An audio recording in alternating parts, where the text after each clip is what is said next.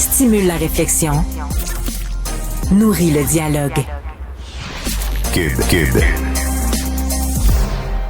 Alors, il y a Patrick Moreau, qui est un professeur de littérature au Cégep Huntsic, qui est rédacteur en chef aussi de la revue Argument, qui est éditeur également chez Libère, qui a publié une lettre satirique. C'est assez rare, ça, la satire dans le monde d'aujourd'hui. Mais l'été, il y a des gens qui se pètent un trip comme ça de satire.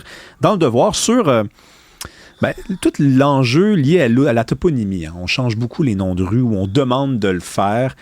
Et ce que vous avez fait, vous, Patrick Moreau, qui est en studio, c'est de vous dire, si on est pour enlever, je sais pas, moi, la rue Wolfe, par exemple, il faut aller jusqu'au bout, il faut aller bien plus loin que ça.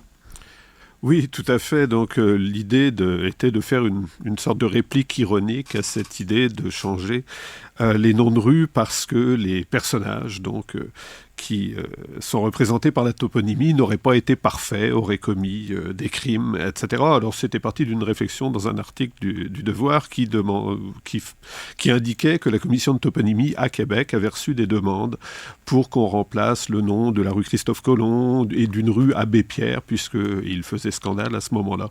Alors l'idée de l'ironie, c'est toujours d'exagérer pour montrer finalement que la solution n'est pas très logique ou voire est absurde, et donc je prenais un certain nombre de boulevards de Québec, Chauveau par exemple, Champlain, Jean Talon, etc., en m'amusant à dénicher, disons, des cadavres dans le placard, si on peut dire ça comme ça. Parce que là, il y en a plusieurs, là, par exemple, Louis XIV, là, c'est un monstre, là. Il faut tout de suite s'attaquer à ça. Là. Alors, si on le considère, évidemment, alors là est l'ironie, si on le considère d'un point de vue actuel, c'est-à-dire avec en tête les droits de la personne, le respect, la tolérance, etc., bien entendu, c'est un monstre.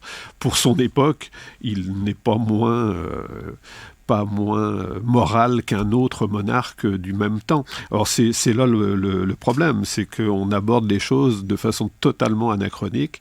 Je m'étais amusé dans un autre texte où je contestais l'idée de changer, d'effacer, en fait, puisque c'est ce qui était demandé, le nom de Christophe Colomb, à le comparer à un de ses contemporains, qui est le conquérant turco-mongol Tamerlan, qui n'était pas très recommandable non plus, et qui pourtant est honoré d'un certain nombre de statues en Asie centrale. Jean Talon, mais c'est un monstre, lui aussi. Jean Talon, c'est bon, il faut dire... On va quand même commencer par dire qu'il a contribué au peuplement de la Nouvelle-France. Il est derrière l'initiative des Filles du Roi, mais c'est quand même... J'en reviens pas là, qu'il y ait une rue, ce gars-là. Là. Alors, on va lui reprocher d'avoir colonisé, et oui, évidemment, comme bien des Canadiens, des Américains, des Québécois, bien entendu. Alors là encore, la question, c'est l'anachronisme, et il y a derrière cet anachronisme une certaine forme d'hypocrisie, il faut bien le dire. On va reprocher à MacDonald, à Christophe Colomb, à Jean Talon, à Champlain. Dites pas Champlain ici, là, je vis un traumatisme. D'avoir commis toutes sortes d'actes qui aujourd'hui seraient considérés comme politiquement incorrects, immoraux, etc.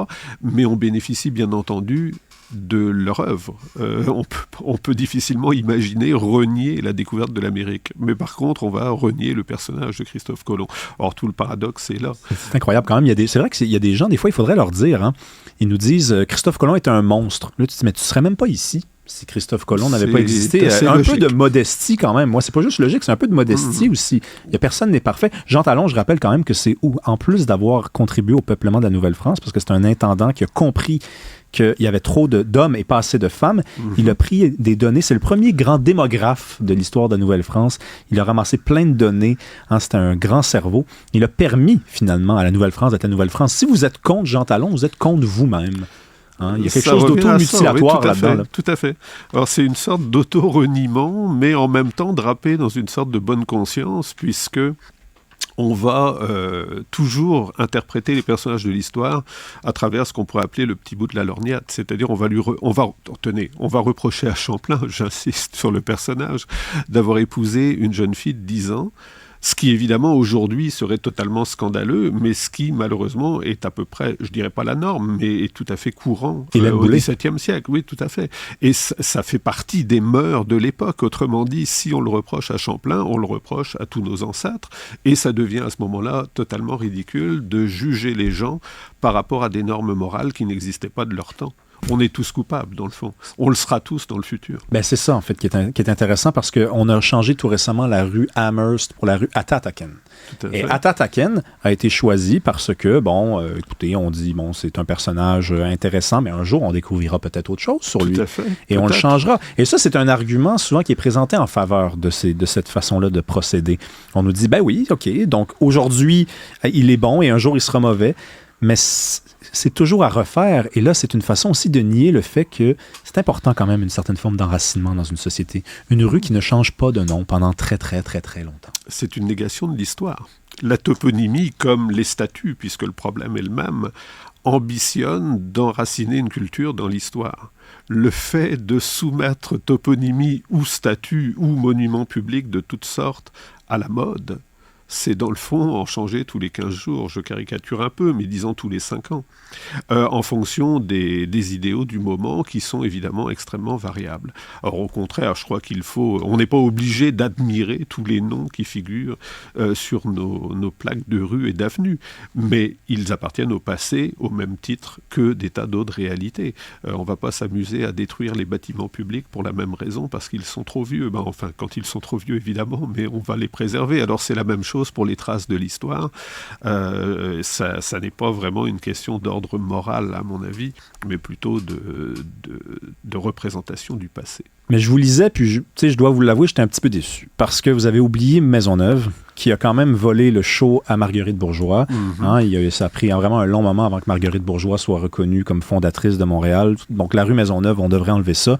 Wolfe! On n'est pas dans le quartier, on est dans le village ici. Wolfe, c'est ce poète, parce que c'était pas juste un général, c'est un poète militaire qui est quand même responsable de la défaite des Français sur les plaines. Ça n'a aucun sens qu'il ait une rue. Montcalm, juste à côté, qui aurait dû écouter Vaudreuil.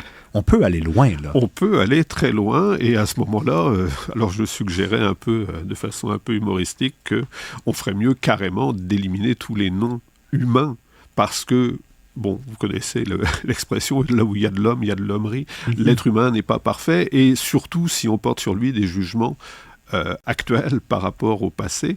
Autrement dit, si on lui prête l'irrespect de valeurs actuelles uniquement. Donc dans ce cas, remplaçons ça par des noms de fleurs, des numéros, que sais-je encore. Mais évidemment, ça revient à effacer complètement l'histoire. Des fleurs, moi je vous dirais que ça serait peut-être délicat. Ça peut être tendancieux. Parce qu'il y a des fleurs qui sont violentes, mais des numéros, moi je pense que ça serait bien. La première rue, la deuxième rue, la troisième rue. Puis là, on se rendrait sûrement à la 10 millième. Problème de mémorisation, mais neutralité des mathématiques, ça c'est hors de doute. Ça serait charmant quand même. Tout à fait. Ça serait poétique. Évanescent. On aurait l'impression de vivre dans un monde incarné, riche. Exactement. Tu sais, Montcalm, c'est la rue qui est parallèle à Wolfe. Donc, il y a littéralement quelque chose à dire sur chacune des rues. Et une certaine symbolique, il faut bien le reconnaître, qu'on peut imaginer de différentes façons. C'est incroyable. On s'aime pas, c'est ça l'affaire. On s'aime de moins en moins. Je dirais surtout qu'on manque de recul. Il y a dans toutes ces demandes-là d'élimination de personnages, d'effacement de personnages du passé ou d'ailleurs du présent, il y a une forme d'hypocrisie morale. La morale, c'est pas de dénoncer le mal chez autrui, c'est d'essayer d'être meilleur soi-même. Alors je trouve qu'il y a dans notre modernité actuelle une forme d'hypocrisie de ce point de vue-là. Patrick Moreau, votre texte est hilarant, donc j'invite tous les gens à le lire. Ça s'appelle « Changeons au plus vite tous les toponymes controversés ». Vous êtes professeur de littérature au Cégep Huntsic. Merci beaucoup d'être venu nous voir en studio. Merci à vous.